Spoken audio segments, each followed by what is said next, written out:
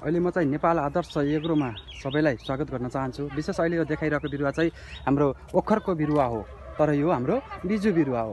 अब धेरै किसानलाई चाहिँ ओखरको कलमी बिरुवाहरू किन्दाखेरि चाहिँ धेरै 350, 550, 2 वर्षलाई 1000 बिरुवा 1000 रुपियाँ परेको हुँदाखेरि हामीले चाहिँ यो बिजु बिरुवा बनाइदिएका छौँ। किनकि यो बिरुवा लगेर पनि हामीले यसमा चाहिँ माथिबाट चाहिँ फेरि ग्राफ्टेड गर्न सजिलो होस्।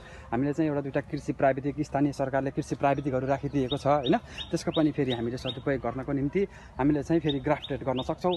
र 150 को दरले हामीसँग चाहिँ एकदम स्ट्रङ प्लान्ट चाहिँ हाम्रो उपलब्ध छ। यहाँ देख्न सक्नुहुन्छ यो दाँते ओखरको हामी सिडबाट चाहिँ यो बिरुवाहरू राखेका छौँ। अब यसबाट चाहिँ हाम्रो प्राक्चेसन अनुसार दाँते फल्छ या हाँडे फल्छ त्यो विश्वासिलो नभएको कारणले हामीले चाहिँ यसलाई फेरि के गर्न सक्छौँ, टप ग्राफ्टेड गरेर चाहिँ यो बिरुवालाई चाहिँ ग्राफ्टेड बनाएर व्यावसायिक रूपमा चाहिँ धेरै आम्दानी लिन सक्छौँ।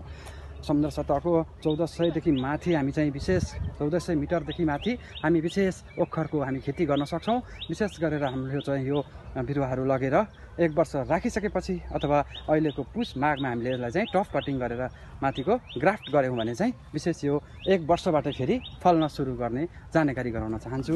विशेष तपाईँहरूलाई आवश्यक छ भने 150 रुपियाँ गोटा, खुल्लामा भने होलसेलमा 1000 भन्दा बढी बोट लगाउने किसानलाई चाहिँ 110 रुपियाँ गोटामा चाहिँ हामी सशुल्क ढुवानी सेवा गर्न चाहन्छौँ।